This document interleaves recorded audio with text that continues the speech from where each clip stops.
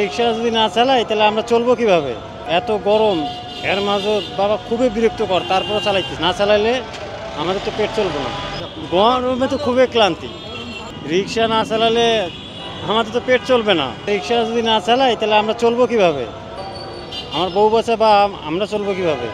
এত গরম, এর মাঝে বাবা খুবই বিরক্তকর, তারপরে চালাইতেছি, চালা লাগতেছে, না চালাইলে আমাদের তো পেট চলবে না।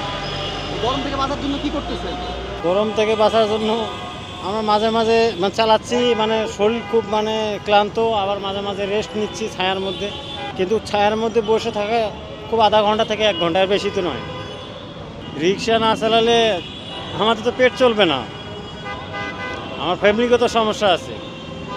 আমি গাড়ি না চালালে আমার ফ্যামিলি, আমরা না পেট চলবে না, আমার বউ বাচ্চা সব অচল। গরমে কেমন লাগতেছে আপনার? গরমে তো খুবই ক্লান্তি।